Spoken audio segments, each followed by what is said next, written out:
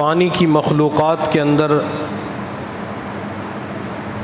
ایک مچھلی بھی ہے۔ مچھلی کی جسمانی زندگی کے لیے پانی ضروری ہے۔ مچھلی پانی کے اندر رہے تو زندہ رہتی ہے، اگر مچھلی کو پانی سے باہر نکال دیا جائے تو وہ تڑپ تڑپ کر مر جاتی ہے۔ اسی طرح مومن بندے کی روحانی زندگی اللہ رب العزت کے ذکر کے ساتھ وابستہ ہے۔ جب تک مومن بندہ اللہ کا ذکر کرتا رہے گا اس وقت تک وہ زندہ رہے گا، اور جس دن وہ ذکر سے غافل ہو جائے گا روحانی طور پر اس بندے کی موت واقع ہو جائے گی۔ یہی وجہ ہے کہ میرے محبوب صلی اللہ علیہ وسلم نے ارشاد فرمایا، مثل الذی یذکر ربہ والذی لا یذکر ربہ کمثل الحی والمیت۔ مثال اس بندے کی جو اللہ کا ذکر کرتا ہے اور جو اللہ کا ذکر نہیں کرتا زندہ اور مردہ کی مانند ہے، یعنی ذکر کرنے والے کی مثال زندہ کی مانند ہے اور ذکر نہ کرنے والے کی مثال مردہ کی مانند ہے۔ گویا کہ جو بندہ اللہ رب العزت کا ذکر نہیں کرتا وہ بندہ روحانی طور پہ مر جاتا ہے۔ اور یہی وجہ ہے میرے محبوب صلی اللہ علیہ وسلم نے ارشاد فرمایا، ہر چیز کے لیے ایک پالش ہوتی ہے، جوتوں کی پالش، ماربل کی پالش، شیشے کی پالش، پلاسٹک کی پالش، اسی طرح دلوں کی بھی پالش ہوتی ہے۔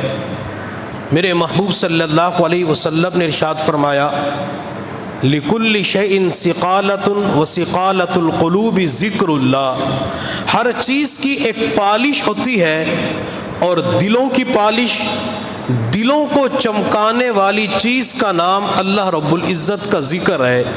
اگر انسان ذکر کرتا ہے تو دل منور، روشن، چمکدار ہو جاتا ہے، اور جب انسان ذکر کو چھوڑ دیتا ہے، اپنے یومیہ معمولات کی پابندی نہیں کرتا، وہ روزانہ مراقبے کا اہتمام نہیں کرتا، اسے روزانہ استغفار، درود شریف پڑھنے کی توفیق نہیں ملتی، تو یہ بندہ روحانی طور پہ مر جاتا ہے۔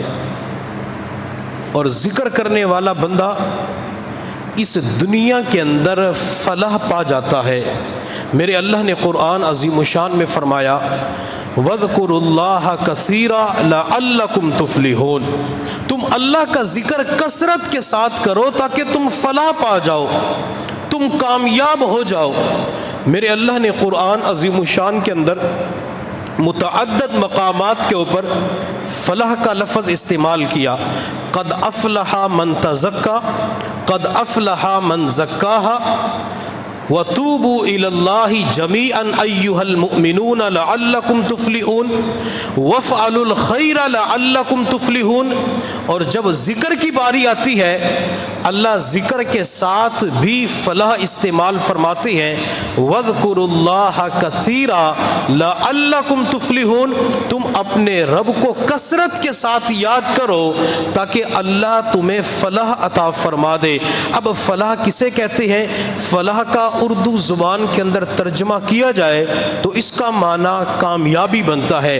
جیسے مسجد کے اندر جب آذان ہوتی ہے تو مؤذن اپنی انگلیاں کانوں کے اندر دے کر اونچی آواز سے اعلان کرتا ہے حی علی الفلاح، حی علی الفلاح، او لوگو آؤ فلاح کی طرف، آؤ کامیابی کی طرف۔ گویا کہ کامیابی بندے کو مسجد کے اندر ملتی ہے اور مسجد کے اندر اللہ کا ذکر کیا جاتا ہے۔ میرے پیر و مرشد فرماتے ہیں فلاح اس کامیابی کو کہا جاتا ہے جس کے بعد ناکامی نہیں ہوتی، فلاح اس عروج کو کہتی ہے جس کے بعد زوال نہیں ہوتا، فلاح اس عزت کو کہتی ہے جس کے بعد ذلت نہیں ہوتی، بلکہ فلاح اس قرب الہی کو کہا جاتا ہے جس کے بعد بندہ اللہ کے در سے دور نہیں ہو سکتا۔